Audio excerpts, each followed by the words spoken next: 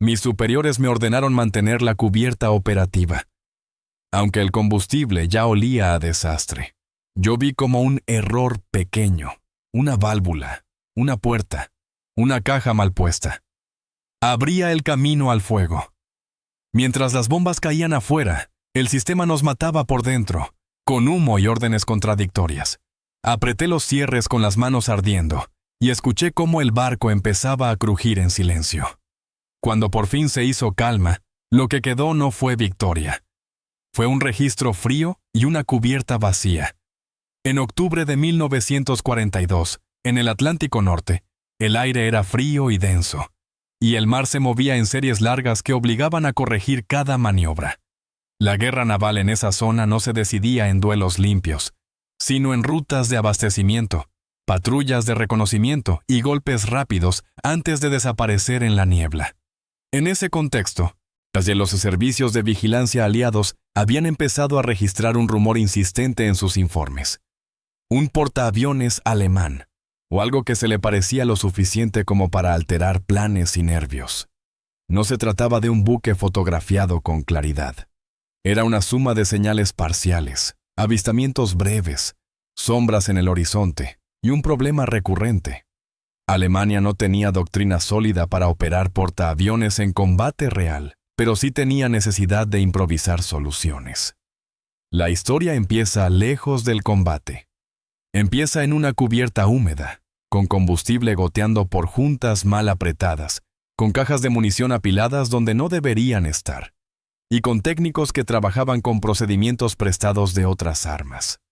En el buque al que muchos llamarían después portaaviones imposible, la rutina no era heroica.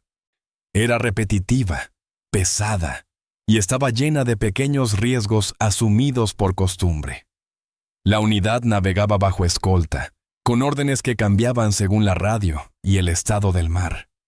No era una formación diseñada para mostrar poder, sino para sobrevivir. La prioridad era moverse rápido, no ser localizado, y mantener operativas las tareas de cubierta que daban sentido a su misión. Había personal encargado de la seguridad de vuelo y de la manipulación de equipos relacionados con aeronaves, pero su trabajo no se parecía al de una gran flota aeronaval. El buque no era un modelo de manual. Era una solución tensa, un compromiso entre lo deseable y lo posible. Los técnicos de cubierta trabajaban con la mirada clavada en tres enemigos. El primero era el clima.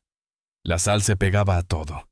El viento levantaba espuma y la dejaba caer sobre metal y cables.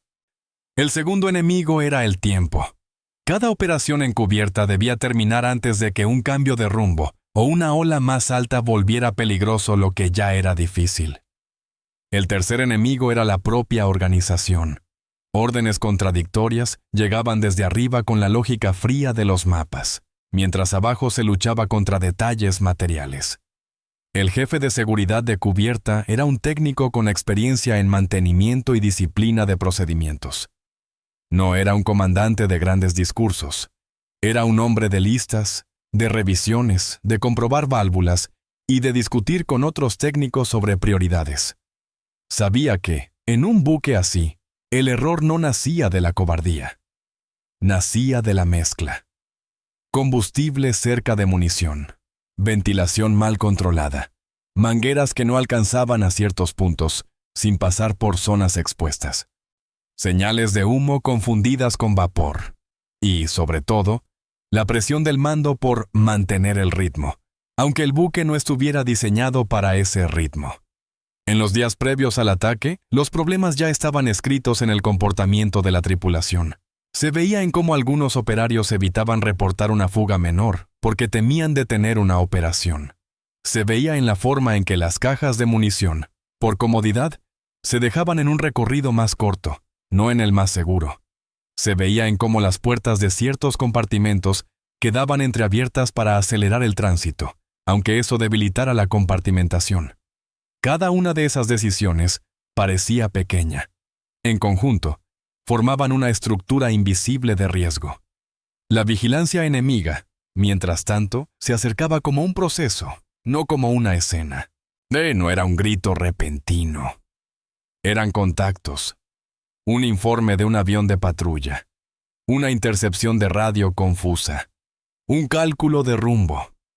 En algún lugar, un Estado Mayor aliado anotó la posibilidad de un buque alemán capaz de apoyar operaciones aéreas, o al menos, de complicarlas.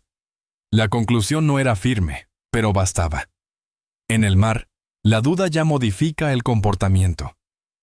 Se ajustan rutas. Se cambian horarios.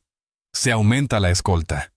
Se desplaza combustible y munición en otros buques por si hay que reaccionar rápido. La mañana del ataque, el Atlántico estaba gris y casi plano, con una calma engañosa. La cubierta del buque alemán estaba en actividad contenida. No había exhibición. Había trabajo. Hombres con guantes rígidos por la humedad, ajustando amarres. Otros, revisando líneas de combustible y conexiones. Estos se movían con cuidado, porque una caída no era un accidente menor. Podía ser una fractura, una conmoción, la pérdida de un especialista que no se reemplazaba en medio del océano. En el interior, la sala de control de daños comprobaba inventarios. Sellos, mantas ignífugas, extintores, bombas portátiles. La doctrina alemana para grandes operaciones aeronavales no existía en la práctica. Había normas generales de control de daños, pero no estaban adaptadas a una cubierta con combustible de aviación, munición expuesta, y un ritmo de operaciones que exigía rapidez. El jefe de control de daños insistía en cerrar ciertos accesos y asegurar ciertos compartimentos. Desde arriba llegaba la respuesta habitual. Se necesita fluidez. Hay que terminar. Hay escolta, no habrá ataque. La frase final era la más peligrosa, porque convertía un riesgo técnico en una apuesta psicológica. Cuando los primeros aviones aparecieron, no fueron vistos por todos al mismo tiempo. Un vigía levantó la vista y avisó con un tono que no era pánico, sino rutina tensada. Luego lo repitieron otros. La escolta reaccionó con señales. El buque aumentó velocidad. Hubo un cambio de rumbo. En cubierta, alguien dudó un segundo sobre si continuar una maniobra o detenerla. Ese segundo quedó enterrado después, pero en ese momento existió. Y ese tipo de segundos, en una cubierta con combustible, son los que abren o cierran una cadena de consecuencias. Las alarmas se activaron, no como una escena teatral, sino como un conjunto de sonidos que obligaban a seguir procedimientos. El técnico de seguridad de cubierta miró la línea de combustible. Vio un punto húmedo que había marcado antes. Ya no tenía su tiempo de discutirlo. Ordenó cerrar una válvula. Un operario respondió que eso retrasaría todo. Él insistió. La válvula se cerró. Pero una parte del circuito ya estaba cargada. Y el vapor de combustible, en un día sin viento fuerte, tendía a quedarse donde no debía. El ataque empezó con explosiones cercanas, no con un impacto directo. Bombas o proyectiles cayeron al agua. El mar se levantó como una pared breve. La espuma golpeó la borda. En cubierta, el piso quedó más resbaladizo. La gente se agachó por reflejo. El técnico de control de daños recibió el primer reporte. Sin penetración, pero hay metralla. La metralla era un término amable. Significaba metal caliente incrustado en cables, tuberías y paneles finos. Luego llegó el primer impacto en el área de cubierta. No fue el golpe que hunde un buque en segundos. Fue el golpe que rompe un circuito. Una explosión cerca de una zona de manipulación dañó conexiones y levantó placas. Hubo humo. Hubo chispas. El fuego al principio fue local. Y, durante un instante, pareció controlable. Ese instante fue el umbral. El error de cubierta, el que después se describiría como un fallo de procedimiento, no era una sola cosa. Era una combinación. El combustible cargado en línea. La munición almacenada demasiado cerca por comodidad. La ventilación que, en vez de extraer humo hacia el exterior, lo movía hacia sectores donde había personal y material sensible. Y la costumbre de mantener pasos abiertos para acelerar operaciones. El primer equipo de extinción salió con mangueras y extintores. La presión del agua no era uniforme porque las bombas no estaban configuradas para un escenario así, y allí los operarios se movían con máscaras limitadas, muchas veces sin ver bien. El fuego se alimentaba de restos de combustible y de materiales impregnados. El técnico de seguridad gritó órdenes cortas: cortar corriente en un sector, retirar cajas, cerrar accesos. Un suboficial dudó ante la última orden. Cerrar accesos significaba dejar gente atrapada si algo salía mal. Pero no cerrar significaba dejar que el fuego viajara. La radio interna empezó a fallar por momentos. No desapareció, pero se volvió irregular. El humo entraba en conductos y complicaba la comunicación. La escolta seguía maniobrando y disparando hacia el cielo. Pero el combate real, para la tripulación del buque, ya no era contra aviones. Era contra un proceso interno que se aceleraba. Una explosión secundaria no fue grande, pero fue suficiente para cambiar el ritmo. Una caja de munición, alcanzada por metralla o por calor, detonó de forma parcial. El sonido fue seco. El efecto fue peor que el ruido. Fragmentos salieron y perforaron más líneas. Los equipos de control de daños retrocedieron un paso. No por miedo, sino por evaluación. La escena se volvió un mapa de sectores. Zonas donde se podía trabajar. Zonas donde era suicida hacerlo. El técnico de control de daños pidió cerrar compuertas y activar procedimientos de ventilación para aislar. La respuesta del mando, por radio, fue ambigua. Prioridad a mantener operativa la cubierta. Esa frase, en condiciones normales, significaba disciplina. En condiciones de fuego, significaba negación. La falta de doctrina específica se hacía visible. No había un manual claro para decidir cuándo una cubierta debía abandonarse por completo para salvar el buque. Y cada oficial interpretaba. Y cada interpretación llegaba tarde a los hombres con las manos quemadas. Mientras los aviones atacaban de nuevo, el buque intentó mantener rumbo y velocidad. Eso afectaba el viento en cubierta. El humo cambió de dirección. En vez de elevarse y disiparse, se pegó a la superficie en ciertas zonas. Los equipos de extinción, al moverse, arrastraban ese humo hacia áreas de trabajo. La visibilidad bajó. La coordinación se rompió en pequeños fragmentos. Dos grupos atacaban el mismo foco sin saberlo. Otro sector quedaba sin vigilancia. El técnico de seguridad detectó el punto crítico. La mezcla de combustible evaporado y calor cerca de un compartimento con munición y equipos eléctricos. No necesitaba una explosión grande para destruir el buque. Bastaba un incendio que entrara al interior sin freno. Vio una medida que no estaba en la rutina. Retirar personal de una parte de la cubierta y sellar. Era una decisión impopular porque parecía abandonar el trabajo. En realidad, era la única forma de reducir oxígeno y frenar la propagación. El mando dudó. Dudar en combate es común, pero aquí era otra cosa. Era miedo a reconocer que el buque no estaba preparado. El técnico insistió. No por orgullo, sino porque veía la secuencia. Dos marineros estaban ya mareados por humo. Uno cayó de rodillas. Se levantó y siguió.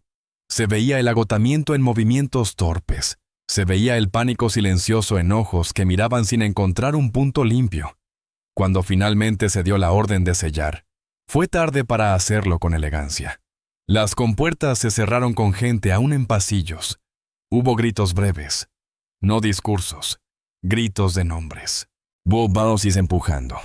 El control de daños tuvo que aceptar una realidad. Salvar el buque implicaba, en algunos puntos, no poder salvar a todos. Ese tipo de decisión no se escribía en informes con claridad. Se ocultaba detrás de términos. Pérdidas por humo, desapariciones, imposibilidad de acceso. El fuego, contenido en apariencia encubierta, empezó a migrar hacia el interior por vías que nadie había querido cerrar antes. Cables, conductos, huecos de servicio. El error ya no era un procedimiento aislado. Era una arquitectura de fallos. La ventilación, diseñada para condiciones normales, actuaba como un motor. Movía humo a donde no debía. El técnico de control de daños ordenó cortar ventilación en un sector, pero el corte completo afectaba otras áreas donde hombres aún trabajaban. Era elegir entre asfixiar un compartimento o alimentar el fuego. La escolta informó por radio exterior que el ataque parecía disminuir. Para el buque, esa noticia no era alivio. Era solo una transición. Sin bombas cayendo, el problema seguía. Ahora la presión venía de dentro. Las explosiones menores continuaban.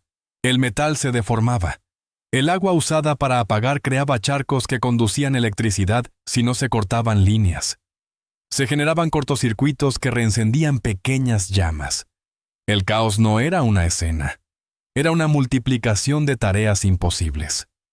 El técnico de seguridad de cubierta, con el rostro manchado, empezó a organizar retirada de material sensible. No podía moverlo todo. Seleccionó cajas que podían estallar, herramientas que podían servir, mantas ignífugas. Intentó mantener un pasillo limpio hacia una salida. Ese tipo de trabajo no aparece en grandes relatos, pero define cuántos sobreviven. En medio del humo, un marinero le preguntó si debían seguir arriba. Él miró el cielo, miró el mar, y respondió con una frase corta. Hasta que se pueda. No era valentía romántica, era cálculo. Significaba aguantar lo justo para evitar una ruptura total. Cuando el buque comenzó a perder energía en sistemas secundarios, la comunicación interna se volvió aún más fragmentaria. Mensajes que llegaban tarde, órdenes repetidas, confusión sobre qué sector estaba sellado y cuál no. El mando pedía informes, pero los informes eran incompletos porque nadie podía ver el buque como un todo. Cada grupo veía un pasillo, un foco, una válvula. La sensación de estar en un organismo que se quema por dentro era física. El aire sabía a aceite. Las manos se pegaban a superficies calientes. Los guantes se volvían inútiles. En ese momento, el técnico de control de daños tomó la decisión que define el giro. No esperó a una orden clara. Ordenó inundar parcialmente un compartimento cercano a munición secundaria. Era una medida extrema. El agua dañaría equipos. El agua comprometería estabilidad si se hacía mal. Pero dejar ese compartimento caliente era peor. Se abrieron líneas. El agua entró. El sonido cambió. El fuego perdió fuerza en un punto. En otro, el vapor subió como una pared y quemó a un hombre que no alcanzó a retirarse. La cadena de decisiones creó un silencio breve en la radio. No por calma, sino por agotamiento. Luego el mando reaccionó con irritación. Se preguntó quién había autorizado esa inundación. El técnico respondió con un informe técnico, sin emoción. Riesgo de detonación. Riesgo de proligación. Se ejecutó para evitar pérdida total. No era desafío. Era el lenguaje único que podía sostener la decisión frente a un superior que temía consecuencias administrativas. A medida que el fuego se redujo en superficie, el buque quedó marcado por daños internos. Cables inútiles, equipos ahogados, secciones ennegrecidas. La cubierta, antes centro de rutina, era ahora un área de acceso restringido. La misión original se volvió secundaria. La prioridad era regresar. La escolta recibió orden de cubrir retirada. En los informes aliados, el contacto se registró como resultado parcial. Se anotó que el portaaviones alemán había sido atacado y que parecía arder. No había certeza de hundimiento. En el mar, muchas veces no la hay. En el interior del buque alemán, el control de daños continuó durante horas. No hubo celebración, hubo recuento. Se listaron desaparecidos, se marcó dónde se había sellado, se anotaron tiempos aproximados. La redacción posterior de esos hechos no tendría el tono de la cubierta, tendría el tono de la institución. Frases limpias, cifras, eufemismos. Pero en los pasillos, los técnicos sabían que el error había sido doméstico, que la bomba no había hecho todo, que el combustible mal gestionado, La munición mal ubicada y la ventilación mal usada habían multiplicado el daño. Al llegar a un puerto o zona segura, el buque fue inspeccionado por equipos que ya no olían a humo. Esa distancia cambia el juicio. Los ingenieros anotaron fallos, revisaron planos, preguntaron por qué ciertas puertas estaban abiertas, por qué las cajas estaban allí, por qué se había priorizado el ritmo sobre la compartimentación. Las respuestas fueron humanas. Se hacía así. Se ordenó así. No había tiempo. La ausencia de doctrina específica para una operación aeronaval alemana real aparecía en cada línea. La institución reaccionó como suelen reaccionar las instituciones bajo presión. Buscó responsabilidades sin romper la imagen. Se habló de incidentes y de correcciones. Se redactaron lecciones aprendidas. Se modificaron manuales internos de seguridad, de control de daños, de manipulación de combustible. Se insistió en separar rutas, en limitar munición en cubierta, en reforzar el cierre de compartimentos. Todo eso era técnico, pero detrás estaba el costo. Hombres con quemaduras, otros que no volvieron. Y un buque que, aunque no se hundió de inmediato, perdió la capacidad de cumplir lo que se esperaba de él. En paralelo, el efecto en el Atlántico fue real, aunque silencioso. Los mandos alemanes ajustaron prioridades. Se volvió menos aceptable sostener una plataforma improvisada si el riesgo de catástrofe interna era tan alto. Se reforzó la idea de que, en un entorno dominado por reconocimiento y ataques aéreos, un buque grande y poco protegido era también un blanco. Y para los aliados, el episodio reforzó otra convicción. Aunque el portaaviones alemán fuera un mito parcial, la improvisación alemana podía generar sorpresas. Eso bastaba para mantener patrullas, para justificar ataques, para crear presión. El técnico de seguridad de cubierta, como muchos otros en esa guerra, no quedó como figura pública. Su trabajo se redujo a informes. Sus decisiones se diluyeron en procedimientos. En un sistema que premia la claridad después de la crisis, el gesto de cerrar una válvula a tiempo, de ordenar sellar un compartimento o de inundar una zona sin esperar permiso, aparece como una línea. Pero esas líneas sostienen buques. Y en esa jornada del Atlántico, sostuvieron algo más. La lección amarga de que el enemigo no es solo lo que cae desde el cielo, sino lo que se deja preparado para arder desde dentro. La bestia, que algunos imaginaron como un portaaviones alemán pleno, no cambió el equilibrio naval con sus aviones. Lo hizo, si acaso, con su fragilidad, con la evidencia de que un detalle técnico ignorado puede convertir minutos de rutina en una catástrofe interna. Y con el recordatorio de que, en el mar, la disciplina no es un símbolo. Es la diferencia entre un incendio controlado y una cadena que consume todo.